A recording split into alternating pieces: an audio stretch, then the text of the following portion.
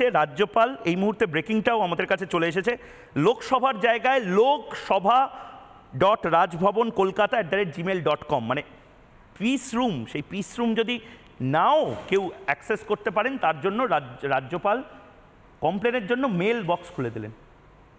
Election commission বলছে হিংসা বরদাস্ত করা যাবে না, সেন্ট্রাল ফোর্সেস আসবে, 7 দফায় নির্বাচন হবে, অভিজ্ঞতা সমস্ত কিছু হবে, কিন্তু তারপরেও আশঙ্কা, ওই যে রাজ্যের মন্ত্রী বললেন না রিপাবলিক এত জোর করে উদ্বেগ কেন প্রকাশ করে, আমাদের তো উদ্বেগ এমনি এমনি পায় অভিজ্ঞতা। এতগুলো নির্বাচন দেখলাম, একটাও শান্তিপূর্ণ নির্বাচন আমিও দেখলাম না, আপনিও দেখলেন না, উপায় কি? ধন্যবাদ ময়ূক। আমার একটাই বক্তব্য যে আমি যাকে বলে কর্মসূত্রে সেলসে চাকরি করি এবং ভারতবর্ষের বিভিন্ন প্রান্তে বিভিন্ন প্রদেশে আমাকে যেতে হয় বিভিন্ন সময়। আমি ভারতের প্রচুর প্রদেশের লোকসভা বিধানসভা নির্বাচন দেখেছি এবং সত্যি কথা বলতে কি, যে নির্বাচনে চন্দ্রবাবু নাইডু পরাস্ত হয়ে রাজশেখর রেড্ডি এলেন, সেই নির্বাচনে আমি তখন সরকারি কর্মচারী ছিলাম, আমাকে তার কাজ করতে হয়েছিল অ্যাজ এ নির্বাচন অফিসার হিসেবে। ভারত পশ্চিমবঙ্গের মতো পশ্চিমবঙ্গের পঞ্চায়েত নির্বাচনে যে পরিমাণ রক্তপাত হয়, ভারতবর্ষের অন্যান্য সমস্ত বৃহৎ রাজ্যগুলিতে, সে বিজেপি শাসিত হোক কি কংগ্রেস শাসিত হোক, এত রক্তপাত হয় না, এত হিংসা, এত মানে রক্তপাত আর কোথাও আমি দেখিনি। মানে আমার সর্বভারতীয় অভিজ্ঞতা থেকে বলছি। আমি তৃণমূল বিজেপি এতে যাচ্ছি না। আমি আমাদের প্রাক্তন মন্ত্রী ছিলেন সুভাষ চক্রবর্তী, তিনি বলেছিলেন যে বাইরে থেকে লোক আনা আমাদের ঐতিহ্য, সেই ঐতিহ্য এখন তৃণমূল বোধহয় বহন করে নিয়ে চলেছে। কি হচ্ছে কেন হচ্ছে আমি এত রাজনৈতিক বিতর্কে যেতে রাজি নই। আমি শুধুমাত্র একজন সাহিত্যিক হিসেবে, সাহিত্য জগতের শিল্প জগতের লোক হিসেবে আমি করজোড়ে বলতে চাই যে এত রক্ত কেন, এত মানুষের এত রক্ত কেন? মানে আর শেষ পর্যন্ত তো কেউ না কেউ জিতবে হারবে, তাদের যে আমাদের অবস্থার খুব বেশি অসাধারণ উন্নতি হবে, এখানে বামপন্থী কর্মী অভিজ্ঞতা, বামপন্থী কর্মী এবং সিপিআই নেতা সৈকত গিরি আবার একটা মডেলের কথা বলছেন, সন্দেশখালী মডেল, গোটা বাংলা জুড়ে সন্দেশখালী মডেল যদি শুরু করা যায় তাহলে নাকি এর থেকে মুক্তি পাওয়া যাবে। আপনার কি মত?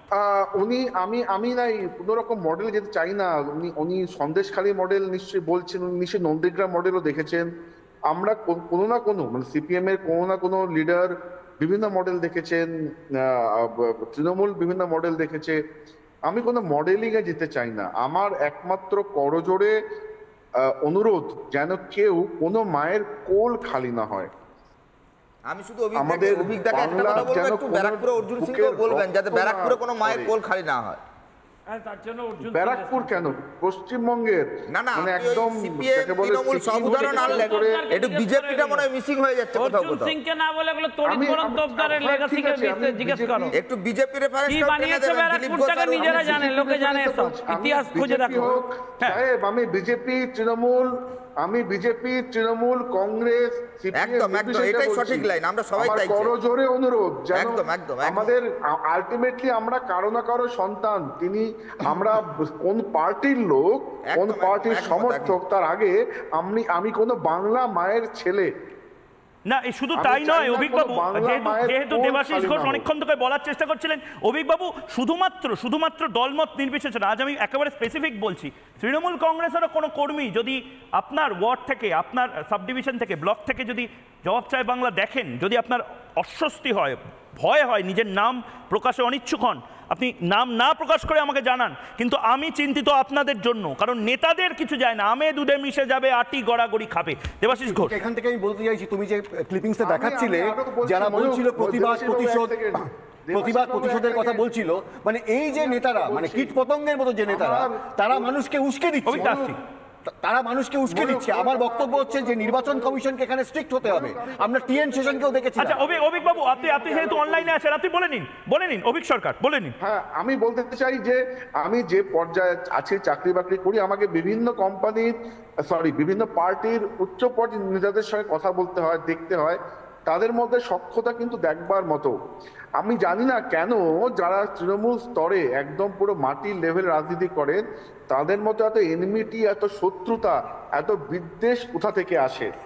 আমি সবাইকে বলছি, যারা করেন মাটির কাছে থেকে রাজনীতি করেন। এত শত্রুতা, এত বিদ্বেষ নিজেদের মধ্যে রাখবেন না। ভাইয়ের রক্ত ঝরাবেন না। সে যে ধর্মের হোক, সে যে পার্টির হোক, সে যে মতবাদের হোক, আলটিমেটলি কিন্তু যারা উপরে আছেন তারা কিন্তু নিজেদের মতো করে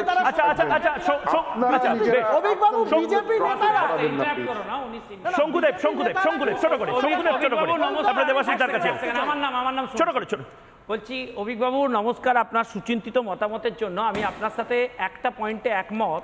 আপনি লক্ষ্য করে দেখবেন এবারেও নির্বাচন শুরু হয়েছে, ধরুন তার প্রথম দিন প্রার্থী তালিকা ঘোষণা হচ্ছে, এরকম সিচুয়েশন।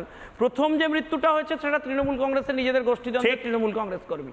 ফলে এটা বোঝা যাচ্ছে যে অন্তর্দলীয় ব্যবস্থা এবং তৃণমূলের বহির্দলীয় অবস্থান। শঙ্কুদেব বাবু আবারও বলছি, তৃণমূল কংগ্রেসের কর্মীদের নিয়েও আমরা চিন্তিত, কিন্তু প্রবলেমটা হচ্ছে নেতাদেরকে নিয়ে। প্রবলেমটা বোধহয় নেতাদের সামগ্রিক পলিটিক্যাল পরিবেশটা নষ্ট করে দিয়েছে। আমি একবার ব্যাপারটাকে তৃণমূল, বিজেপি, সিপিএম এর উপর দেখতে চাইছি।